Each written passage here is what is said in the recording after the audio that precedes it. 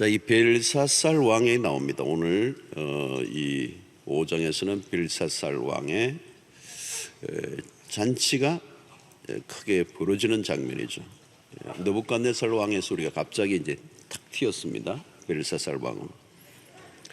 자, 오늘 이 배경은 5장의 배경은 바벨론 역사의 끝자락입니다. 끝자락.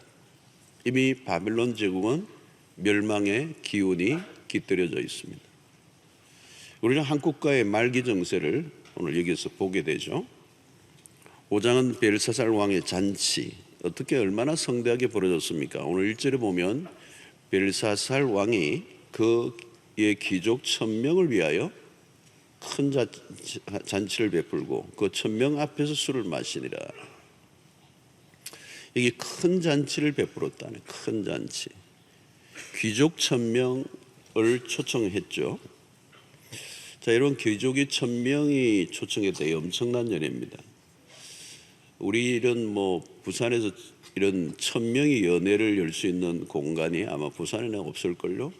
어디 있을지 모르겠습니다. 여기 백스코나 하면 모르겠어요.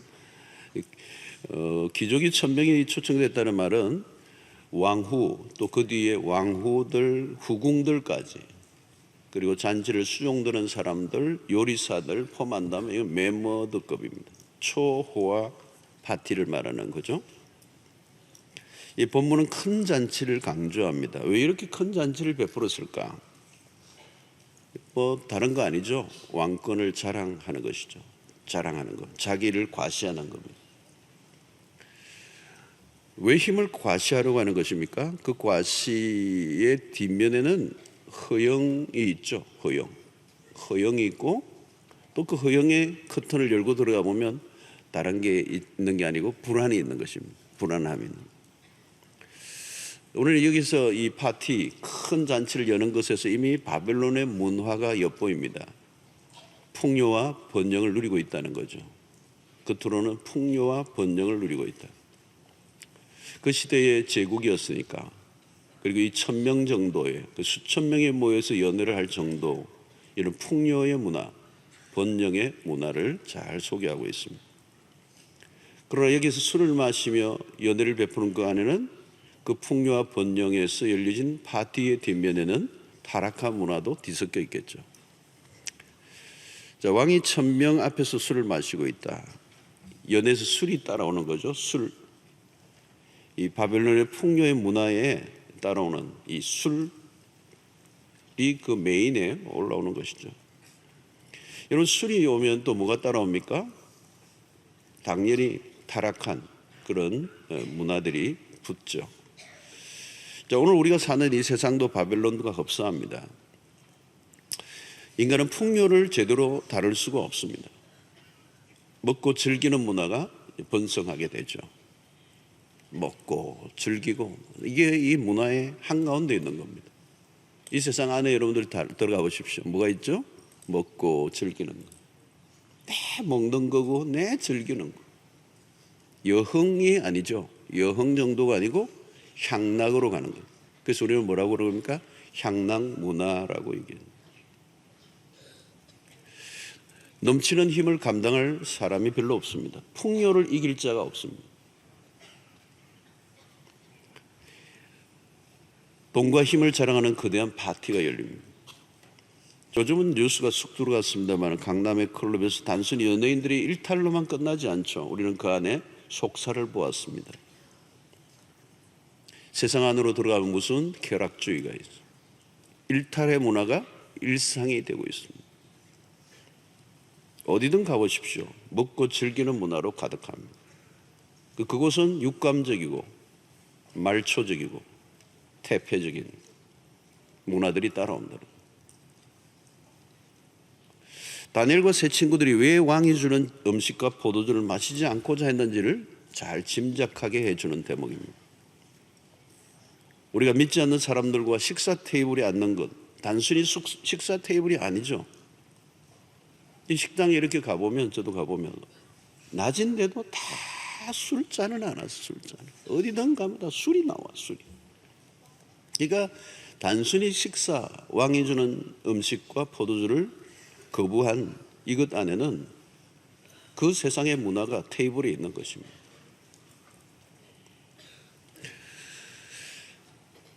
그 술의 종류와 가격에 따라 다른 세상이 펼쳐지죠. 그래서 1억짜리 이 술 파티를 열잖아요. 지금도 다양한 파티들이 열리고 있습니다. 자기를 과시하는 문화의 한가운데 파티의 문화가 있습니다. 자, 부자와 나사로 얘기가 있는데요. 그 부자와 나사로 얘기에서 누가복음 16장 19절에 이 부자가 어떻게 합니까?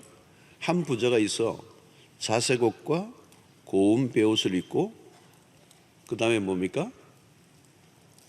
날마다 돈도 많아.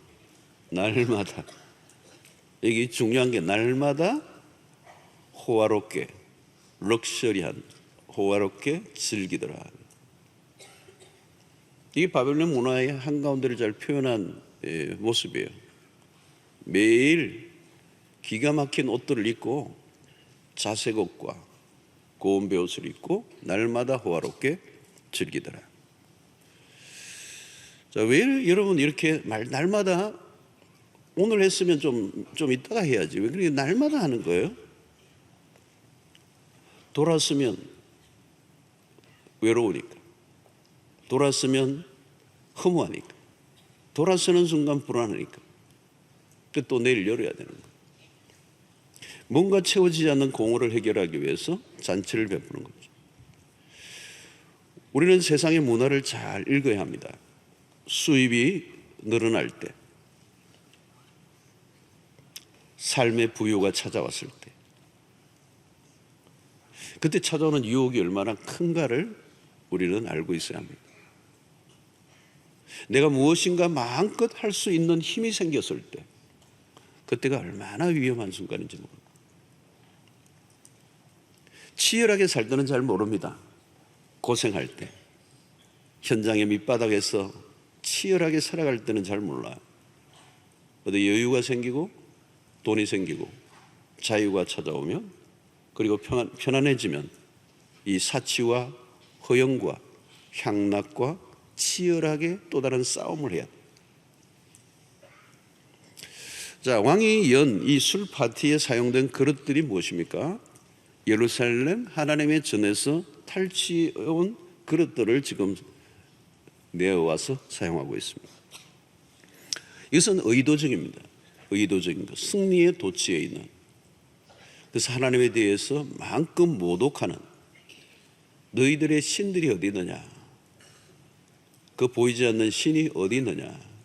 그래서 그 신을 모욕하는, 하나님을 모욕하는 아주 대놓고 의도적으로 그 성전의 기물들을 술잔으로 사용했습니다. 바벨론 역사의 기술에 의하면 벨살산 왕의 시기는 국력이 매우 약해 있을 때라고 했습니다. 이미 국력이 쇠화해져 있음에도 거대한 잔치를 열어 향락을 즐겼습니다. 여러분, 언제 허세를 드러내는 것입니까? 진짜 힘을 가진 사람은 힘을 숨깁니다. 진짜 돈이 많은 사람은 돈 자랑을 하지 않습니다. 진짜 무술의 고수들은 칼을 가지고 다니지 않습니다. 진짜 공부를 잘하는 사람은 지식을 자랑하지 않습니다. 누가 허세를 부립니까? 자신의 약함을 가리기 위해서.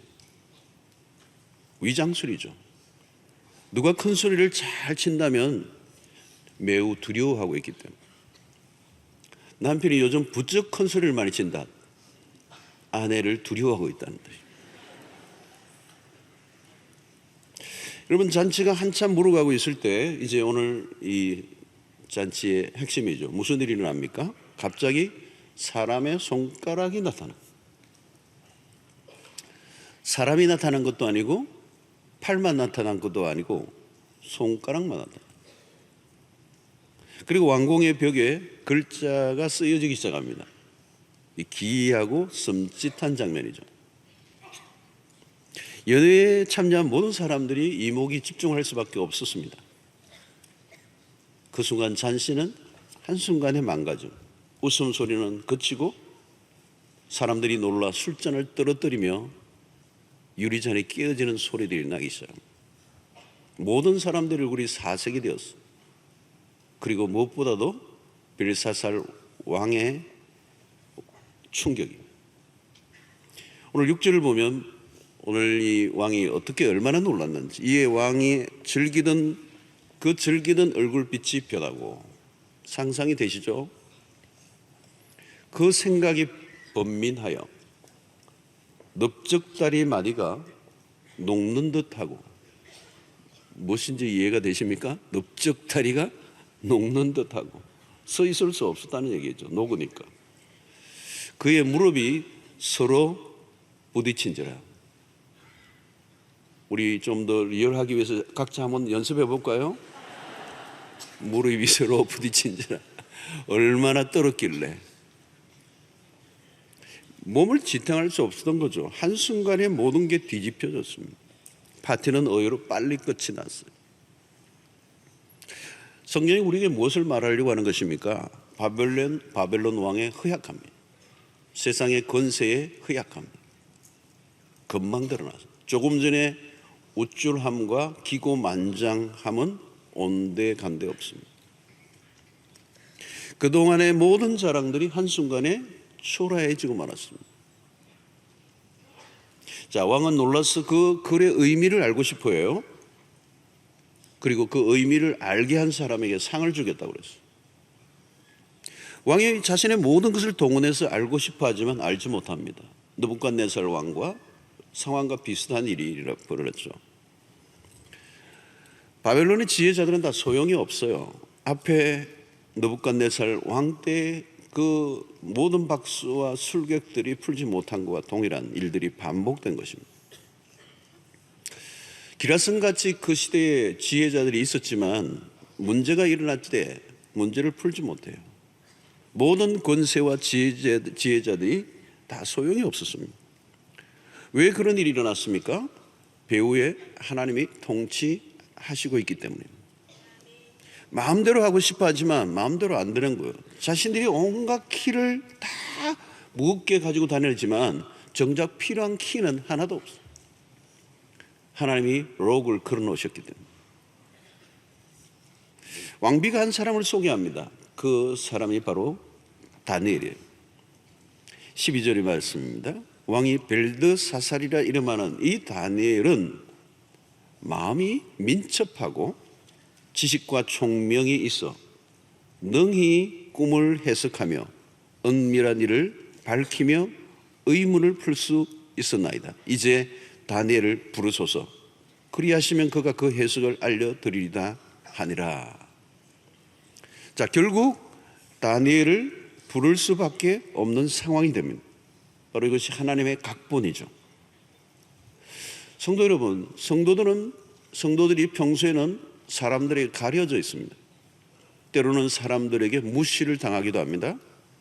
온갖 명목을 다 씌워 따돌리기도 합니다. 기회가 되면 제외시키고 제거하려고 합니다.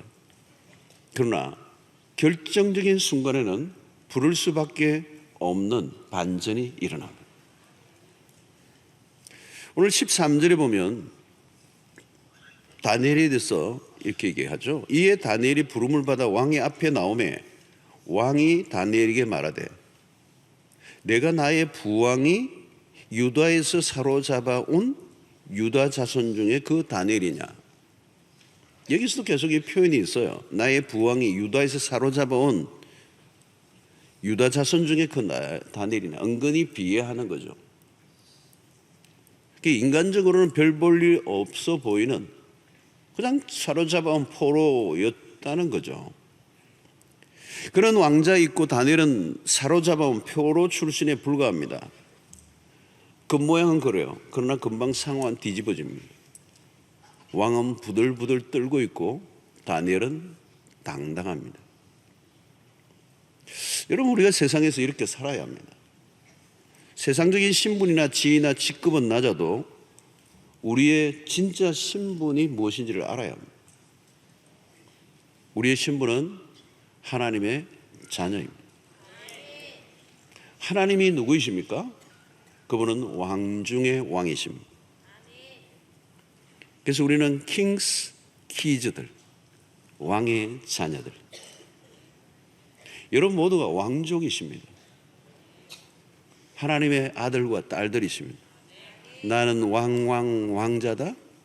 나는 공주다. 그 노래 참 좋은 노래입니다. 자주 부르세요. 여러분 우리는 우리의 신분을 잊으면 안 됩니다. 내가 직장에서 말단에 앉아 있다고 하나님의 직분, 하나님의 자녀의 신분이 사라지는 건 아닙니다. 내가 어디에 있든 어떤 직급에 있든 세상에서 어떤 신분으로 있든 우리의 가장 고유한 우리의 아이덴티티는 하나님의 자녀라는 거예요. 평소에는 얌전하게 그냥 자신의 일을 성실히 하고 있으면 됩니다. 그런데 결정적인 순간에는 윗상사가 나를 찾아와서 부탁을 해야 돼요. 나 이번에 승진해야 되는데 너 나 위해서 기도 좀 해줘. 저는 군대에서 그런 경험을 했습니다. 중대장이 안 믿는 순자, 내 술 먹는 중대장인데 말짱한 정신에 저를 부르면 항상 그래요. 나를 위해서 기도해 달라는 거예요. 그리고 우리 중도를 위해서 기도해 달라는 거예요. 아무 사고 없이. 사고가 일어나면 진급이 안 되니까 우리 중도에 사고 일어나지 않도록 기도해 달라는 거예요. 나는 아주 말단 사병인데 대위가 그렇게 막 나에게 부탁하는 중대장이 아주 중보기도를 열심히 부탁했어요. 여러분 세상이 가지지 않은 것을 우리가 가지고 있습니다. 그것을 가르쳐서 우리는 영권이라고 그럽니다. 세상에 물건이 있어도 우리는 영권을 가지고 있으면 돼요. 영권은 물건을 다스릴 수가 있습니다. 그러나 물건으로는 영권을 이기지 못해요. 차원이 다르기 때문에. 신자가 이 영권을 놓치지 않아야 합니다. 다니엘이 그것을 가지고 있었죠. 이 영권이 뭘까요, 여러분? 하나님과 통하는 능력입니다. 왕비가 왕에게 다니엘을 소개할 때 무엇이라고 했습니까? 11절을 한번 보면 이렇게 얘기해요. 왕의 나라에 거룩한 신들의 영이 있는 사람이 있으니. 멋있는 얘기예요. 그러니까 이 왕비가 다니엘을 어떻게 알고 있어요? 거룩한 신들의 영이 있는 사람이에요. 거룩한 신, 그 성령이 그 안에서 강하게 활동하고 있는 영에 충만한 사람이 여기 있다는 거예요. 그 사람이 다니엘이라는 거예요. 여러분 이게 하나님을 알지 못하는 사람들이 보고 느낀 거예요. 여러분 오늘 거룩한 신들의 영이 있는 사람, 오늘 우리가 그런 사람, 성령에 사로잡힌 사람들, 늘 기도하고 늘 성령에 붙잡히고 늘 하나님의 말씀에 사로잡혀 있는 사람은 하나님과 통하고 있는 사람이에요. 그게 영권입니다. 그것은 세상 사람들이 죽었다 깨어나도 가질 수 없는 하늘의 영권, 하늘과 통하고 있는 사람. 오늘도 여러분들은 성령의 사람들이시잖아요. 자, 오늘 여기에 보면 그는 바벨론의 박수와 술객과 갈대아 술사와 점쟁이의 어른이라요. 어른. 11절 다시 한번 보십시오. 왕의 나라에 거룩한 신들의 영이 있는 사람이 있으니 곧 왕의 붙인 데 있던 자로서 명철과 총명과 지혜가 신들의 지혜와 같은 자네이다. 이렇게 느낀 거예요. 왕에 붙인 느부갓네살 왕이 그를 세워 박수와 술객과 갈대아 술사와 점쟁이의 무엇으로요? 어른으로 삼으셨다. 평정을 시켜버린 것이죠. 여러분 하나님의 영이 임한 사람들은 세상에 나가서 어떤 그런 잡신과도 비교될 수 없는 탁월한 지혜와 총명을 주시는 영이시기 때문에 다니엘은 그 땅의 모든 소위 용하다는 모든 잡신들을 완전히 장악하고 평정한 것입니다. 다니엘은 모두가 인정할 수밖에 없는 하늘의 권세를 가졌습니다. 하나님의 의전회의에 참여하는 사람들은 달라요. 하나님과 접속된 인생은 다르다는 것입니다. 오늘 여러분 우리는 성령의 사람입니다. 하늘의 비밀을 아는 자들입니다. 하나님의 음성을 들은 영권의 소유자입니다. 이것이 그냥 나만의 문제가, 나만의 어떤 것으로 존재하지 않고 세상에서 빛을 드러내는 순간이 반드시 온다는 거죠. 자, 지금 다니엘은 이 왕이 좀 비하하는 듯한 취급을 하고 있죠. 유다에서 포로로 붙잡혀 사로잡아온 자와 같은. 근데 여러분, 그렇지 않아요. 비하할 수 있는 존재가 결코 아니에요. 보십시오. 벨사살 왕의 부왕이 누구입니까? 느부갓네살 왕입니다. 유다를 정복하고 큰 소리치던 왕은 이미 사라졌어요. 역사의 전면에서 모든 것을 호령했던 자는 어디에 있습니까? 그의 아들이 큰 소리를 치고 있지만 지금 다니엘의 앞에서 다니엘의 말하고 있는 입을 주목하고 있습니다. 성도 여러분, 하나님의 사람들은 결정적인 순간에 빛이 납니다. 하나님의 사람들이 일어나는 일이죠. 중요한 순간에 두각을 드러냅니다. 늘 드러낼 필요가 없습니다. 자신을 드러내려고 애를 쓸 필요도 없어요. 내가 있는 곳에서 하나님의 백성으로 살아가면 되는 거예요. 하나님과 친밀한 교제를 나누고 내가 있는 자리에서 묵묵히 책임을 다하면 어느 순간 결정적인 순간이 오면 하나님 우리를 드러내시고 우리를 불러내시고 우리를 사용하시는 거예요. 세상이 풀지 못하는 문제를 우리로 풀어내게 하신다는 거예요. 여러분, 명절 이제 명절이 오죠. 특세 마치니까 명절이 또 오더라고요.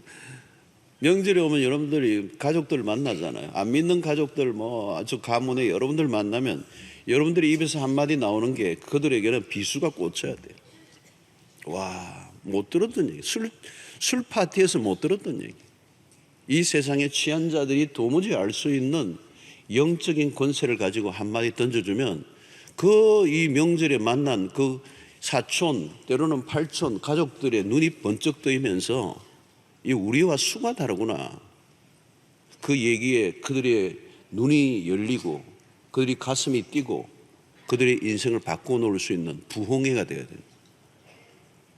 그냥 명절이라고 명절을 보내는 게 아니라 그때 여러분, 안 믿는 사람들의 그와의 관계 속에서 우리를 통하여 하나님이 누구이신가를 드러내기를 원하신다. 하늘의 지혜와 총명을 우리를 통하여 드러내기를 원하십니다. 우리가 하나님의 말씀을 끊임없이 들어왔던 그 말씀들이 여러분, 우리는 흔히 듣는 것 같지만 그건 하늘의 비밀들이잖아요. 하늘의 계시가 우리 안에 드러나 날마다 선포되어지고 날마다 듣고 있는, 그래서 우리의 인생의 모든 알파 오메가를 모두 관통하는 이 지혜를 우리가 이 세상 가운데 나와서 드러낼 때 사람들은 깜짝 놀라게 되는 것이죠. 자, 다니엘의 역할이 분명해집니다. 여러분, 여기에서 그런 바벨론에 존재하게 된 이유가 분명히 드러나고 있는 거예요. 비록 포로로 붙잡혀 왔지만 그게는 하나님의 섭리가 있고 그 포로로 붙잡힌 비운의 역사 속에 그것이 고난이고 절망인 줄 알았는데 그 안에 하나님의 계획이 숨어 있었다는 거예요. 바벨론 제국 안에서 하나님의 뜻을 드러내는 자로 쓰임을 받고 있는 거예요. 하나님은 다니엘을 그 바벨론의 심장부에 심어 놓으시고 그 하나님의 뜻을 그 땅 가운데 선포하게 하시는 거예요. 여러분, 신자의 역할이 분명해집니다. 우리가 처해 있는 환경이 좋은가 나쁜가, 내가 다니는 직장이 조건이 좋은가 나쁜가를 따지면 안 돼요. 어차피 신자는 지상의 삶이 불편합니다. 다니엘에게 바벨론의 삶은 불편한 것입니다. 자기의 땅이 아니죠.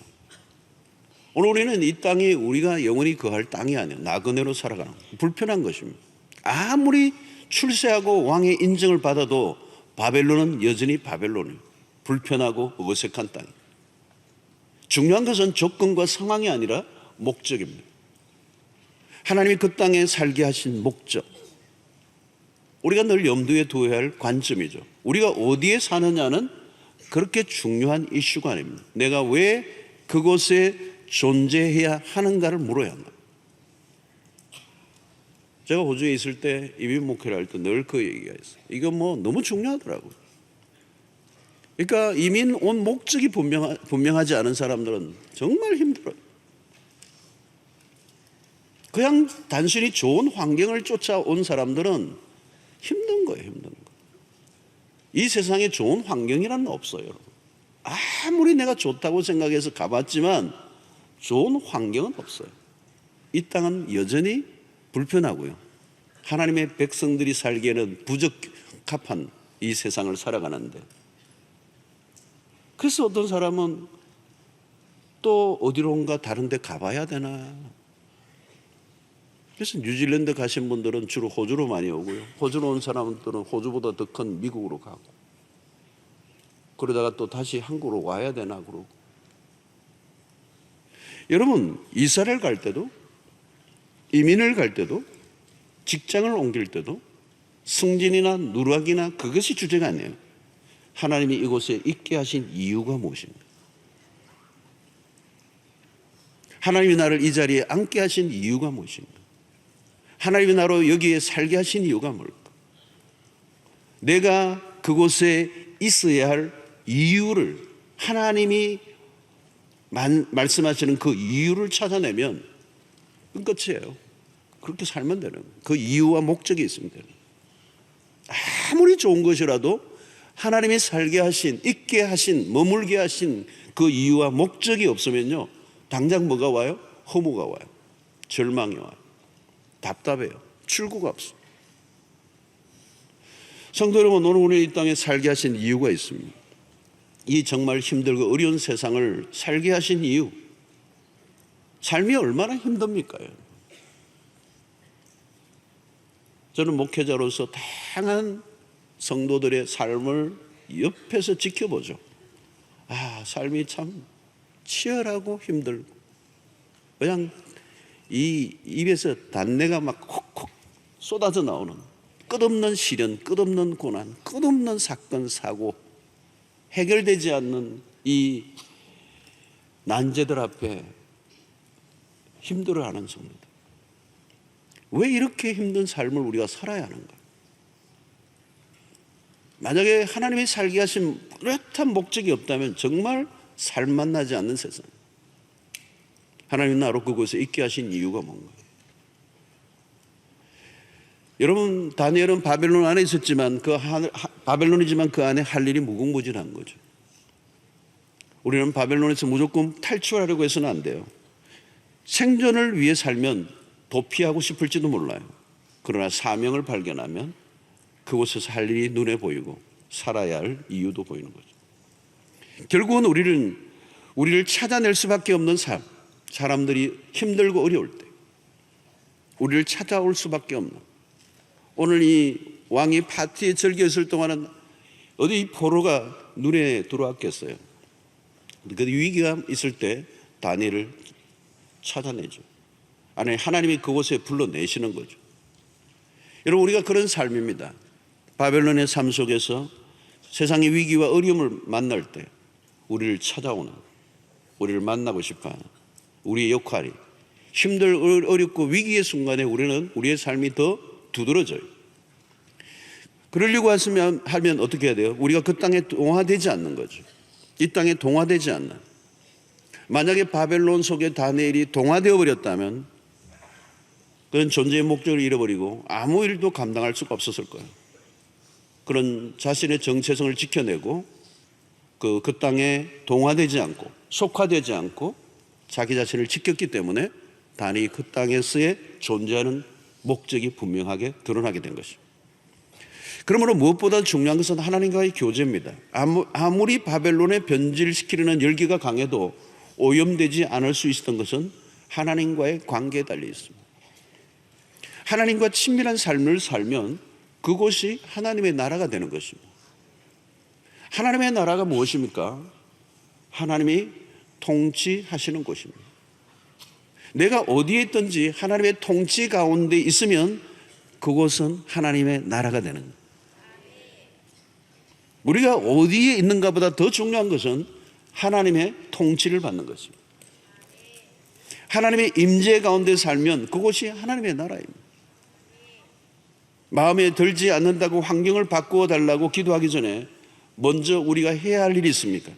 내가 있는 그곳에 하나님의 통치가 임하도록, 내가 있는 곳에 하나님의 통치가 임하고 그 통치의 영역을 넓혀가게 해달라는 거예요. 여러분, 우리가 전도한다는 개념이지만 전도는 다른 게 아니에요. 나에게만 통치하는 하나님의 나라가 아니라 내 옆에 있는 사람에게도 하나님의 통치가 임하게 해달라는 거예요. 자기 마음대로 살아가던 사람들이 하나님의 통치 안으로 들어오도록, 그게 전도예요. 그래서 하나님의 나라가 나에게만 있는 게 아니라 내 곁에 있는 사람들에게까지 확장되는 역사예요.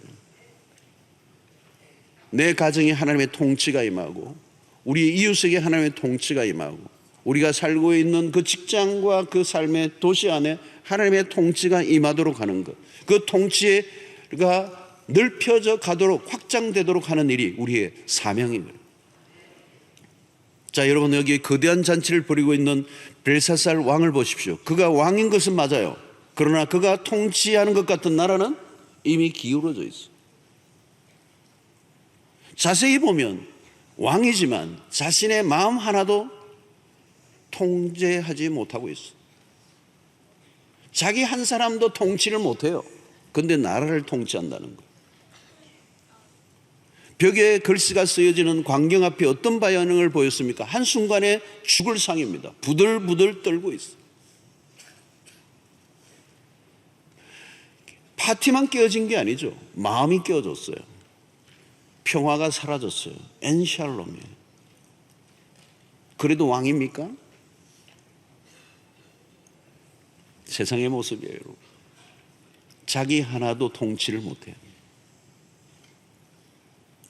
여러분, 다니엘서를 통해서 반복적으로 우리에게 각인시켜주는 메시지가 뭡니까?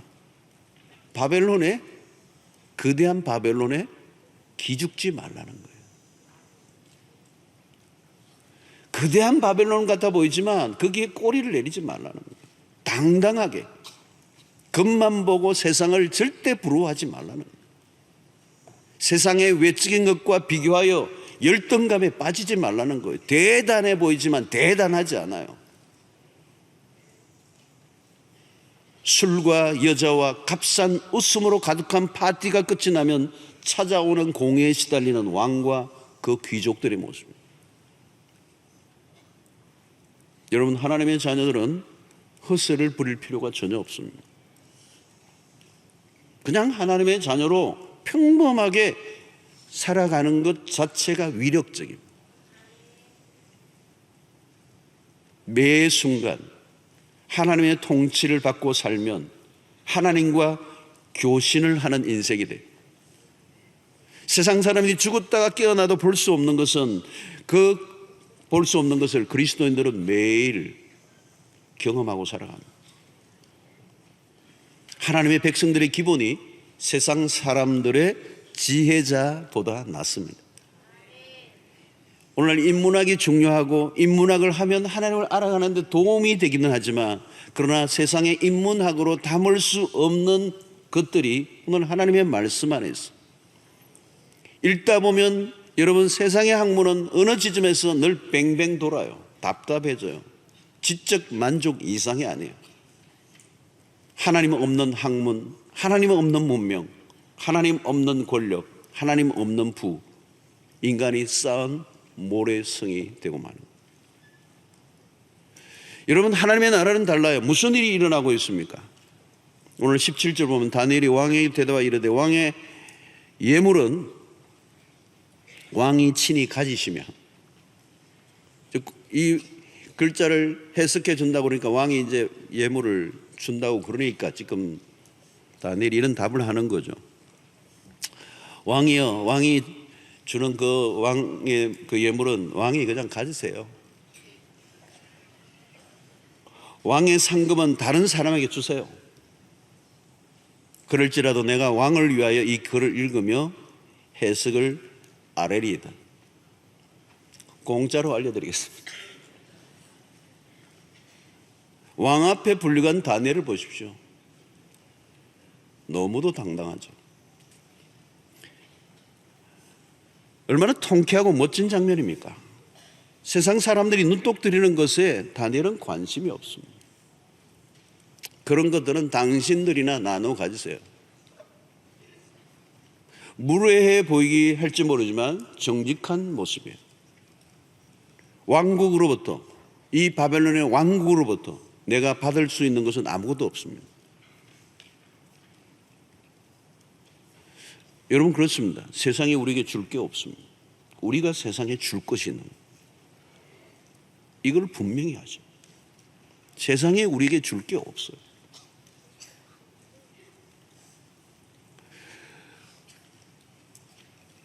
하나님의 사람들이 세상 사람들에게 동정을 구하거나 앓는 소리를 하거나 구걸을 하면 안 돼요.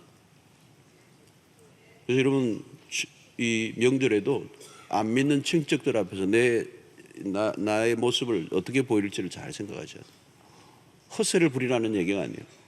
하나님의 백성다움에 그 의연함과 기품과 당당함이 있어요. 최소한도 바벨론에서 다니엘처럼 특세를 마치신 분이라면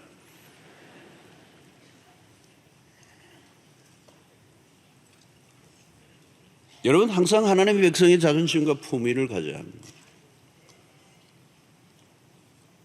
세상에 화려함은 없어도 하나님의 백성다움에 그 서려 있는 그 의연함이 있어야 돼요.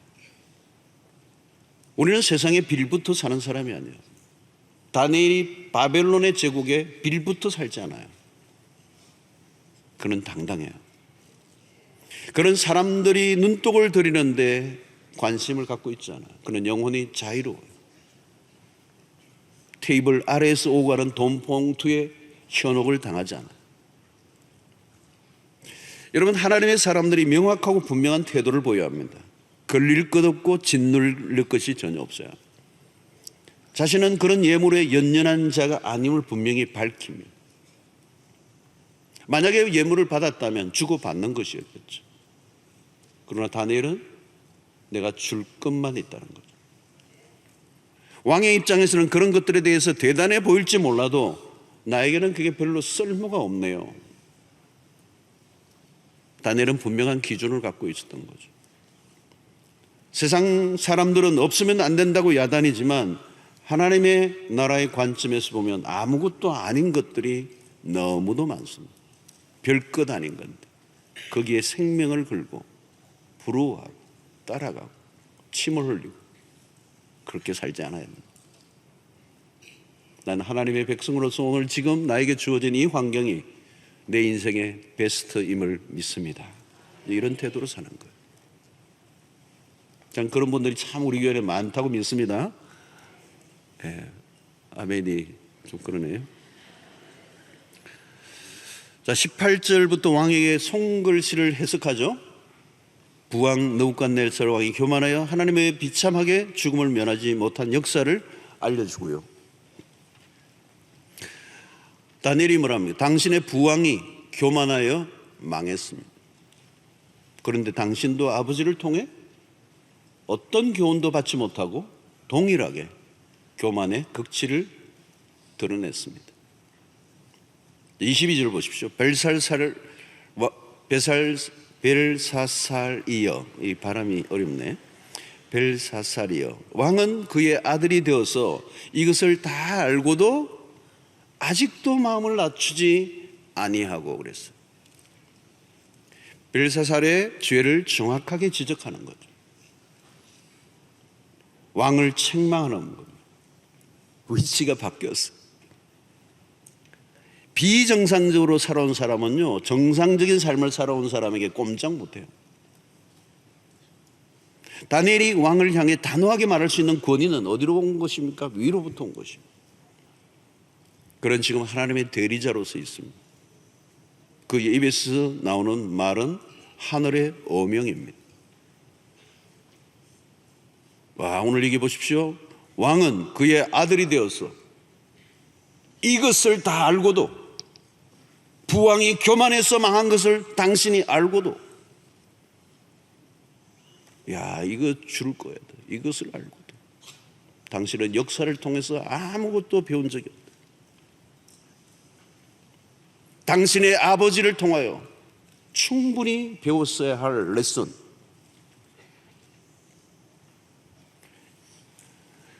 알고도 반복해서 짓는 죄.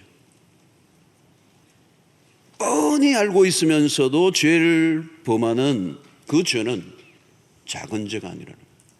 알고도 죄를 반복하는 죄. 죄를 죄로 여기지 않고 죄가 일상화되어 있는 삶. 아버지의 심판을 보고도 깨달음이 없었던, 그래서 하나님의 전에서 가져온 성물을 공공연히 더럽히는 죄, 거룩한 물건을 자기의 향락의 도구로 쓸 정도로 교만한 벨사살. 이런 이 성전의 기물을 함부로 다루는 것은 신성 모독이죠.